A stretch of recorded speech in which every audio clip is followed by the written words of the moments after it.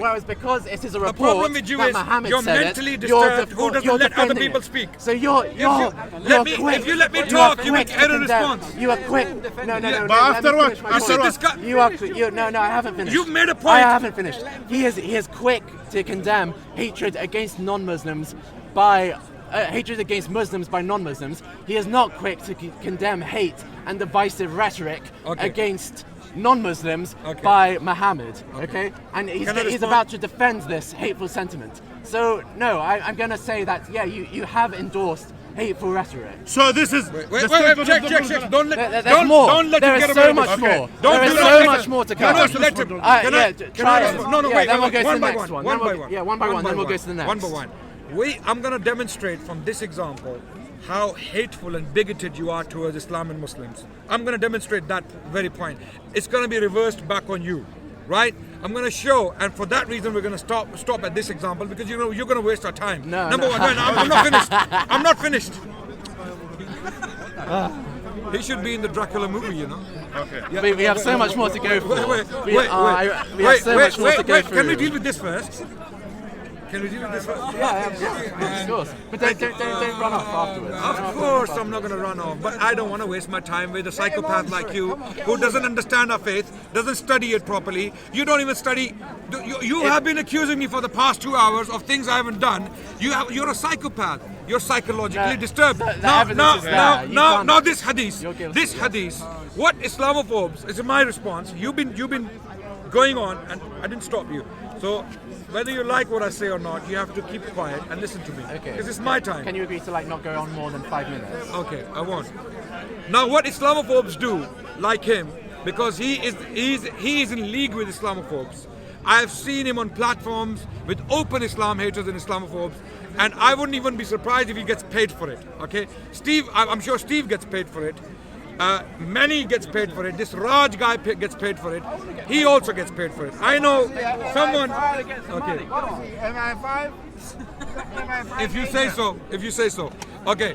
Now coming back to the issue, a lot of these haters, what they do is they deliberately selectively choose some very unpleasant statements from Islamic literature and ignore the context from the top, from the bottom, and they paint it as the norm. They bring it out and they say, this is the norm of the Muslims. This is what the Muslims believe in. I'll explain to you why this is not the norm. The hadith is, I'm going to help you. I'm going to read it again. I'm going to read it again. The hadith states, Abu Huraira reported from Allah's Messenger saying, do not greet the Jews and the Christians before they greet you. Okay? So in other case, when you greet you, return the greeting. Do not greet them first. When you meet any of them, okay. Sheikh, give us more knowledge. Wait. Why shouldn't you say a friendly hello to your neighbor? When you meet, just a friendly hello. Is this my time? Okay, you're right. I'm sorry, I'm being cheeky. You have the patience. I'm sorry, I'm enjoying myself. You're cheeky enough already. You I'm don't sorry, need to be any more cheeky. I'm just enjoying it. Yeah, sorry. of course. You're enjoying it. You're gonna enjoy it more, and I'm gonna want you to respond to it before you move on. I want you to respond to the points I will make specifically, without playing games, without going on a rant about this hadith again. We have all heard it. We don't want this repeated. We want a response to my response, okay? So we want to make it very clear. In this hadith, it states that do not greet them first, let them greet you, okay? And when you see one of them on the roads, force him to go to the narrowest part of it, okay?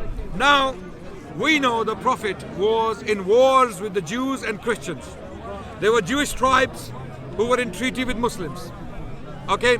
Now, one of Prophet's wives was actually from the Jewish background, right? One of his wives was from the Christian background. Yes, and yes. So, the point I'm making is, if the Prophet's statement here is to be taken generically, then throughout the Muslim civilization, the Jews and Christians would have been pushed to a side, right? That because Muslims want to observe what we call the Sunnah, the prophetic tradition, the prophetic way. Yeah, I'm talking. So, be patient. Okay, be patient. If you're gonna correct him or not, I can correct him afterwards. Okay. Okay. Now, the prophetic tradition is something normative for the Muslims.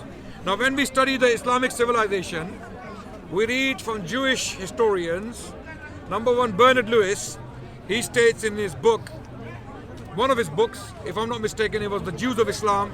He states for over 1,000 years, the Jewish people lived under the protection of Islam for over 1,000 years when they were heavily persecuted in Europe. Number one. Number two, the Jewish golden age was in Islamic Spain, Al-Andalus, where there were prime ministers who were Jews. How do you force the prime minister to be on the... Wait, patience. It burns. I know it burns. This information is acid for you. I know. Wait. Yes. It burns.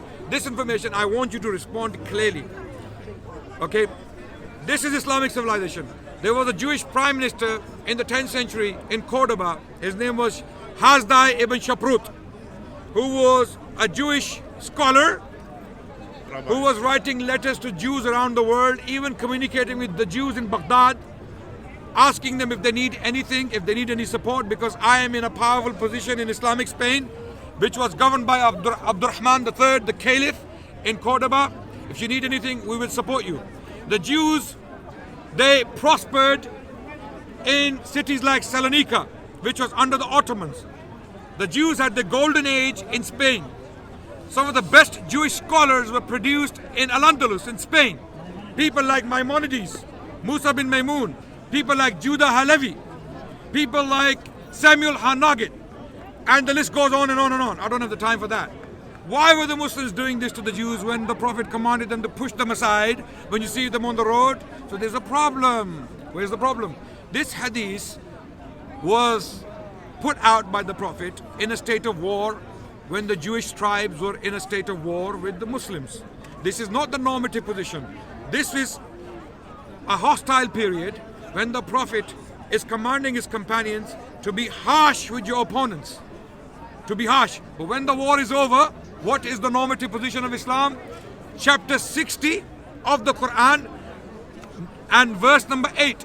Chapter 60, Surah Al-Mumtahina, verse 8, which clearly states, God does not forbid you from being kind to those non-Muslims who have not fought you for your religion and have not driven you out of your homes. God does not forbid you from being kind to those non-Muslims. That includes Jews and Christians. And this verse is specifically about Jews and Christians. Because they have not fought you for your religion, they have not driven you out of your homes. So this hadith has a context which these Islamophobes deliberately ignore. What they do is they go online, make videos, and they put these out, and they cause hate against Muslims because they don't know the context, they haven't studied the history of Islam, they don't know about our civilization. If this hadith was normative practice, why were the Muslims treating the Jews in this way to an extent where they became prime ministers? They were ministers, they were finance ministers, they were physicians to the Sultan. Sultan Salahuddin Ayyubi, his brother Malik al-Afdal, had a Jewish physician. Again, who was that? That was the brother of Maimonides. Oh, sorry, it was Maimonides himself. So, why were the Muslims doing this to the Jews? And these are Islam-abiding Muslims. These are well-observant Muslims.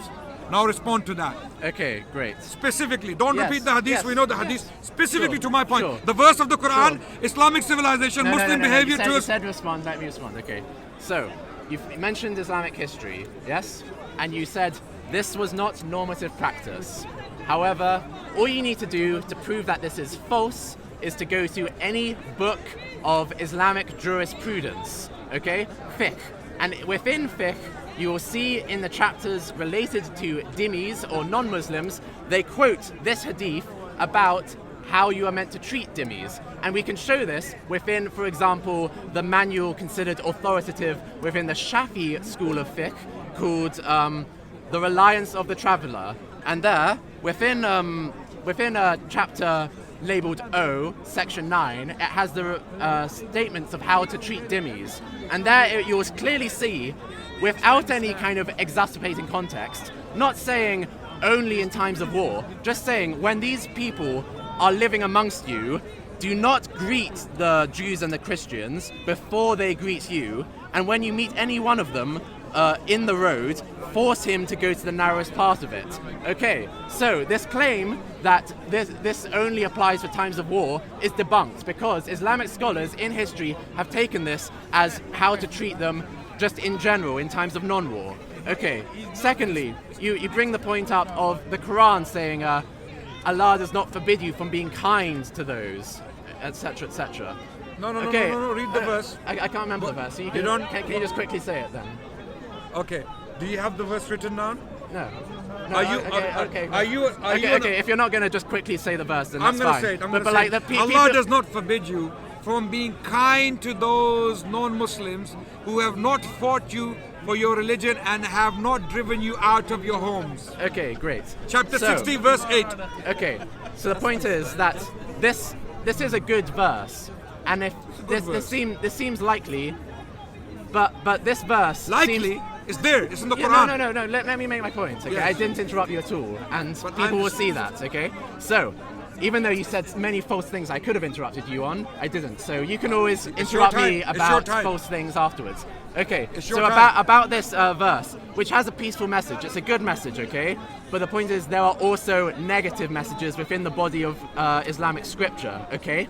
And so when I first brought up this evidence, and I asked him, would you condemn this evidence as hateful, divisive rhetoric? He would not. And the thing that everyone needs to ask themselves is, if Tommy Robinson had said, do not greet Muslims before they greet you, and force them to the narrowest part of the road, would anyone, and RASHID, consider that speech to be hate speech against Muslims? And the answer is clearly yes. If you tell people, don't greet people unless they greet you first, and force them to the narrowest part of the road, that's hateful, divisive rhetoric. And yet he's tap dancing. He won't condemn this clear, hateful, divisive rhetoric.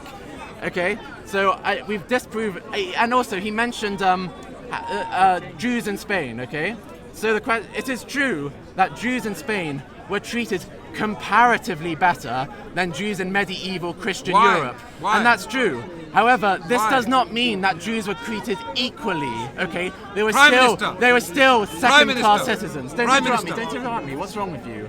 Okay, they were still second-class citizens, subject to dhimmi laws, Prime Minister, which give them lower rights. I will give you an example. But how do you do that to your Prime Minister? Shut up, it's not your time. Of course, yeah, shut shut up. the fuck up. Of course, shut up. But how do you do that to your Prime Minister? Can you tell me that? Okay. Can you tell me how do you do that? To show that Jews were not equal citizens in Spain. Prime Minister, I will quote. He will not talk about that. I will quote a part of Islamic law that applies to Jews living not in times of war but in times of peace. Prime Minister. Okay. Narrated Asab bin Jathama. James is the shaking now Prophet again. passed by me at a place called Al-Abwa or Wadan. Sorry. And was asked whether it was... Why are you shaking? Sorry, I started reading the wrong hadith. Oh, wrong hadith, okay. Sorry, Read the wait a right second. one. Yeah.